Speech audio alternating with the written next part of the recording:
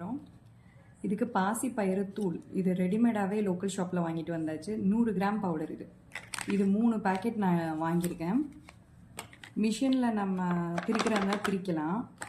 எங்கள் பக்கம் மிஷினில் திரிச்சு தர மாட்டாங்க, அதனால் நான் ரெடிமேட் பவுடரே சாஃப்டாக கிடைக்கும், அதனால் நான் அதே வாங்கிக்கிட்டேன். 300 கிராம் பாசி பயிறு தூள், அதே அமௌண்ட் 300 கிராம் வெந்தய பொடி, அதுவும் 3 பேக்கெட் வாங்கி வச்சுருக்கேன். இப்போ அதை தான் ஆட் பண்ணுறேன். இது ரொம்ப சிம்பிள், ரெடிமேட் பவுடர் வாங்கி வைக்கலாம். இதில் நம்மளுக்கு வேறு என்னென்ன வேணுமோ சேர்த்துக்கலாம். பேஸாக நான் இதை தான் வச்சுருக்கேன்.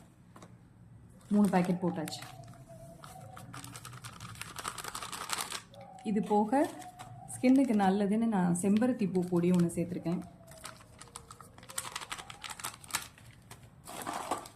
அதே 300 கிராம் கடலை மாவு சேர்த்துருக்கேன். இது நம்மளுக்கு குறையாமல் 3 மாதம் 4 மாதத்துக்கு வரும். இதுதான் பாத் பவுடர். எங்களுக்கு மஞ்சள் அலர்ஜிங்கிறதுனால நாங்கள் கஸ்தூரி மஞ்சள் சேர்க்கல. ஒத்துக்கிறவங்க அதையும் ஆட் பண்ணிக்கலாம். இதில் முல்தானி மட்டி, வெட்டி வேறு பொடி, இந்த மாதிரி எந்த பொடினாலும் நம்ம ஆட் பண்ணிக்கலாம். மிஷினில் அரைக்க முடியாதவங்களுக்கு இது ஒரு நல்ல சொல்யூஷன்.